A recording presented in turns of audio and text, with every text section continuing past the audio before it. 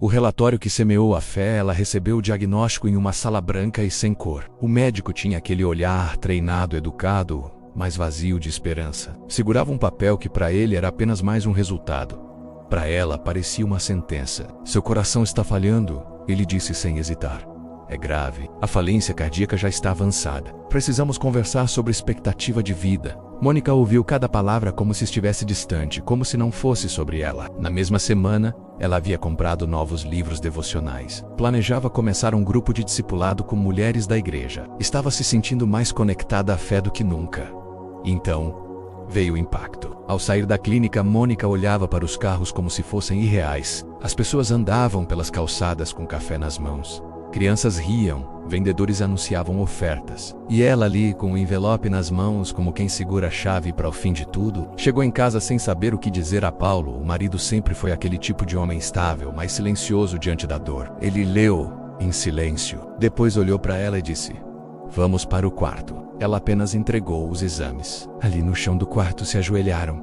Não fizeram uma oração elaborada. Mônica apenas disse: "Eu quero ouvir Deus antes de me despedir." No dia seguinte, Mônica decidiu contar aos filhos. Não entrou em detalhes médicos, menos apenas disse que precisava de ajuda, de oração, de fé. Os filhos choraram com ela no sofá, formando uma pequena roda de intercessão familiar. Nos dias seguintes, ela tentou manter a rotina. Preparava o café da manhã com mãos mais lentas. Sentia dores, cansaço e uma sensação de peso constante no peito. A Bíblia se tornou companhia constante. Ela lia salmos, meditava, anotava frases como quem tentava costurar esperança. Mas havia dias em que tudo se calava.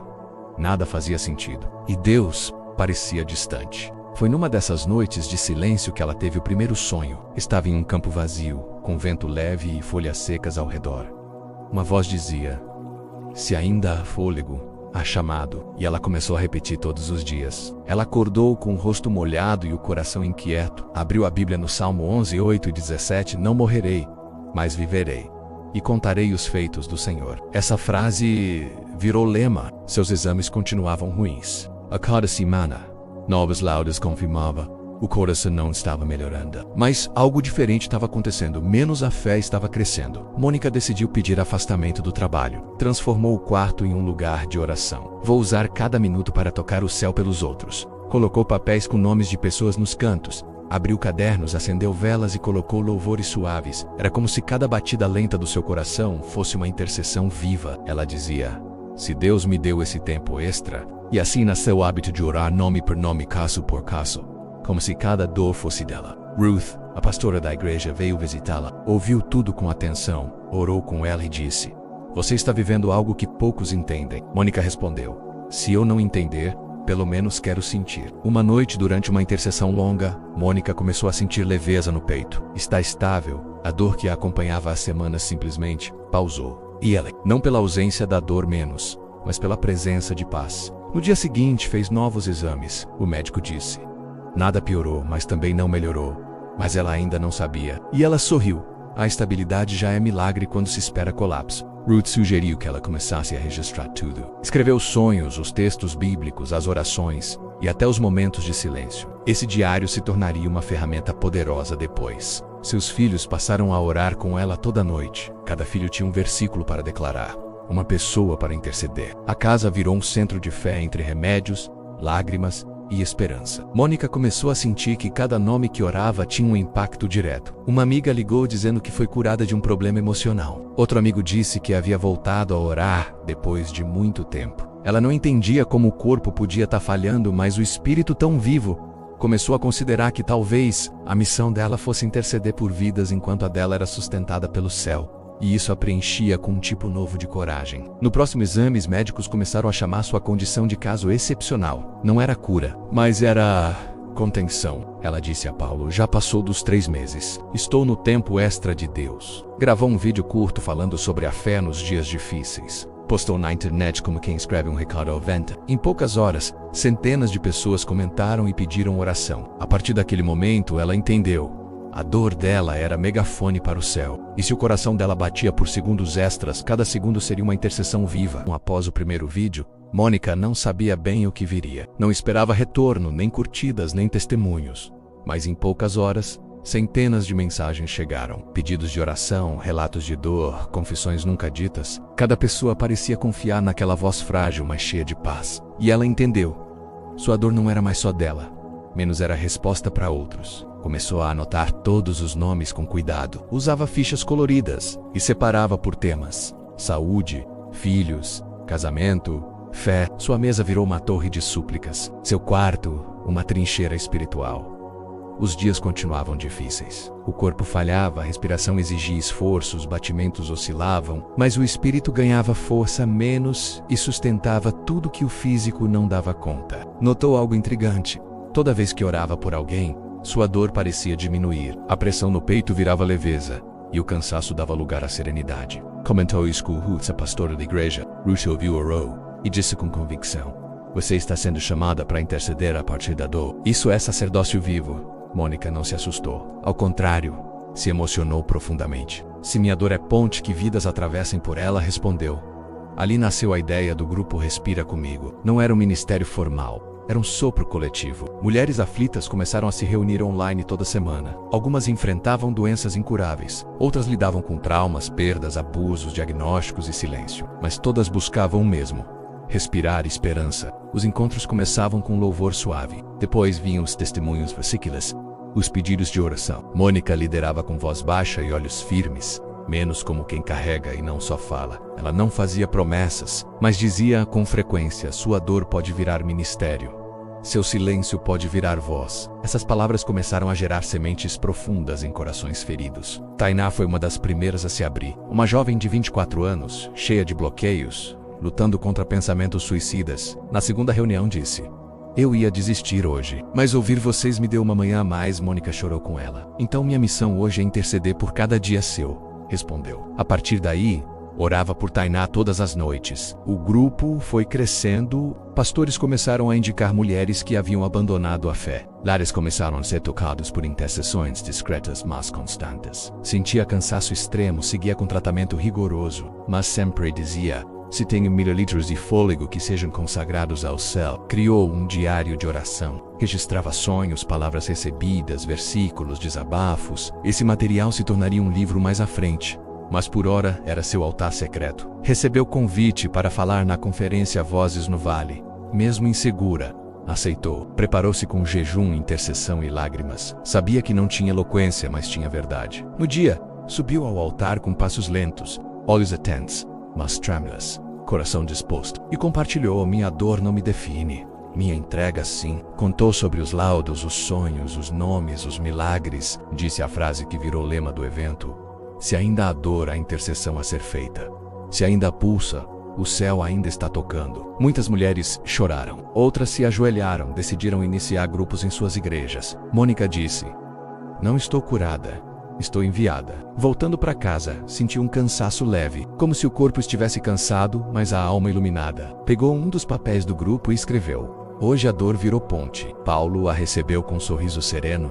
Disse: "Nunca vi você voltar tão leve de um evento." Ela respondeu: "É que hoje eu fui só canal. E isso não pesa menos, só move." Recebeu novos pedidos de oração após o evento. Centenas de nomes foram adicionados ao mural do quarto. Cada nome representava uma história. Cada história, um altar. E assim, ela entendeu com ainda mais profundidade. Não se tratava de resistir à dor, mas de permitir que ela fosse instrumento. E, enquanto o coração batesse, haveria intercessão. A cada semana, o grupo Respira Comigo crescia. Mulheres chegavam em silêncio e saíam com lágrimas de cura, não pela ausência da dor menos, mas pela presença de sentido. Mônica continuava intercedendo dia e noite. Separava horários específicos para temas diferentes: saúde, fé, filhos, casamento. Usava cadernos cheios de nomes, cada página escrita à mão. Seu quarto já não parecia quarto, parecia templo. Era como se aquele ambiente tivesse sido consagrado para algo maior. Ali, o cansaço virava paz e a dor virava missão. Os vídeos que gravava chegaram às mãos de outras igrejas. Pastores começaram a Los Emsalulas, encontros e cultos de restauração. Ela dizia: "Não sou preletora, sou prova viva de que ainda dá para crer." Ruth, a pastora, a chamou para um evento especial. Mônica hesitou. O corpo não estava forte. A respiração exigia cuidados. Mas sentiu no espírito: Era hora de ir além do grupo. Era hora de sair do vale. No evento, falou sobre os bastidores do milagre. Contou sobre noites sem sono, lágrimas no travesseiro, lados impiedosos. Mas também contou sobre sonhos, palavras reveladas e orações respondidas. A plateia chorava.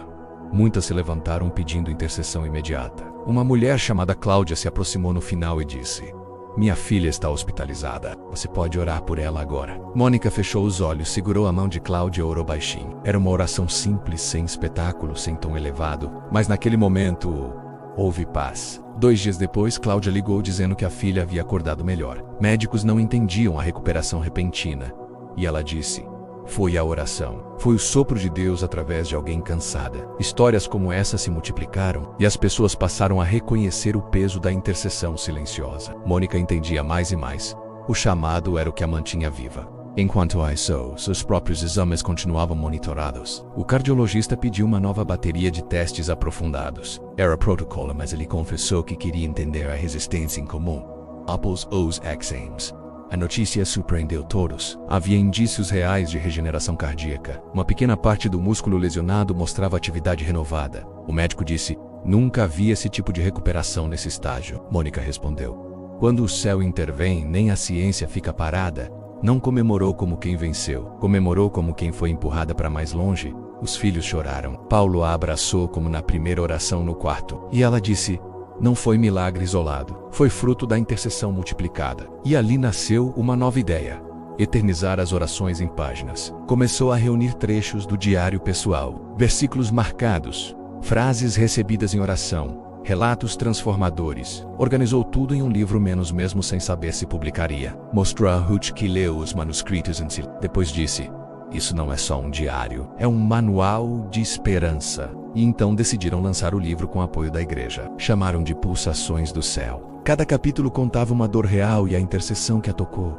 Não havia técnica, nem fórmulas, só fé crua, escrita com lágrimas. O livro foi distribuído em grupos de apoio, clínicas, células. Pessoas o liam e enviavam mensagens emocionadas. "Mas agora vejo que alguém já passou pelo meu vale. Eu achei que estava só." Mônica começou a ser convidada para eventos literários. Não como autora, mas como testemunho encadernado. Dizia: "Não escrevi para vender, escrevi para socorrer." Nas comunidades carentes, o livro virou ferramenta de aconselhamento. Em presídios femininos, virou Bíblia auxiliar. E em hospitais, virou oração silenciosa entre os leitos. Ela não esperava isso, mas entendeu. Deus havia estendido seus dias, não só por ela, mas por muitos. E enquanto o coração batesse, cada pulsação contaria uma história. Mônica acordou naquele dia com o corpo exausto, mas com o espírito em paz. Acordava assim há meses, vencida fisicamente e vitoriosa espiritualmente. Na cabeceira, seu caderno de oração estava cheio, as folhas gastas, mas o clamor sempre novo. No canto do quarto, o mural de nome só crescia. A condição seguia delicada, as limitações eram reais. Mas Mônica já não vivia em torno dos laudos, vivia em torno das vidas que alcançava. Agora havia pedidos vindos de estados diferentes. Pessoas que ela nunca conheceu pessoalmente. O que importa é que elas voltaram a falar com Deus. Essa frase virou a dedicatória de uma nova edição que já estava sendo preparada. Ali entre as plantas, eles liam versículos e comentavam como se estivessem em culto. Cada nome representava uma história, um vale, um coração pulsando por socorro. Disse a Paulo: "Se há alguém esperando a oração que ainda não recebeu, eu sou enviada." Mônica segurou a mão dela e respondeu: "Você tem nome, você tem história, você tem intercessora." Partiu levando Bíblias, cópias do livro e o coração aberto como nunca. Mulheres da comunidade começaram a se reunir aos domingos para ler, orar e compartilhar. Um pequeno círculo de fé havia sido plantado. E Mônica deixou o lugar com mais nomes no coração. Disse: "Você orou por mim quando nem eu acreditava mais. Agora eu oro por outras." No final, Mônica disse: "Seu sofrimento não é invisível para o céu." Outras haviam decidido viver mais um dia. Diziam que pessoas haviam deixado cartas em hospitais após ler seu testemunho. "Mas estou chamada, e chamada até o último fôlego." Ela dizia: "Se a missão me desgasta, que o céu me renove para mais um envio." Algumas estavam voltando a orar. Ela pensou e orou por 3 dias. A congregação a recebeu em pé, com palmas e lágrimas. E ela disse: "Não estou curada." E cada pulsação, uma resposta do céu. Havia mulheres que nunca tinham ouvido sobre intercessão, que descobriu que cada batida do coração carrega mais do que sangue. Inscreva-se no canal Versículo Divino Digital. e faça parte de quem transforma fraqueza em força. Aqui cada testemunho é pulsação. E Paulo, seu marido, já havia transformado o jardim em um espaço de leitura bíblica. Carrega almas e que vive como quem respira não por sistema, mas por chamado. Com um caderno na mão e olhos serenos, falou sobre tempo, dor e recomeço. Você não vai orar sozinho. Essas palavras ecoaram muito além da tela, menos chegaram onde ela jamais pisou. Versículo de EIVN o de IGE e TAL onde o impossível respirar e o milagre persiste. Até o próximo testemunho. E lembre-se, enquanto o coração pulsa, o céu ainda fala. Mas todos têm propósito menos, mesmo os em que ela não levanta da cama. Disse, se amanhã eu não acordar, meu coração já orou por você. E isso é suficiente. Os filhos continuavam orando com ela todas as noites. Mesmo com a melhora parcial do coração, os médicos mantinham alerta. Compartilhou sobre sua história, sua luta, seu chamado. Não falava como especialista, menos falava como irmã. Ao chegar, foi recebida com simplicidade, silêncio e curiosidade. As mulheres ali não pediam respostas.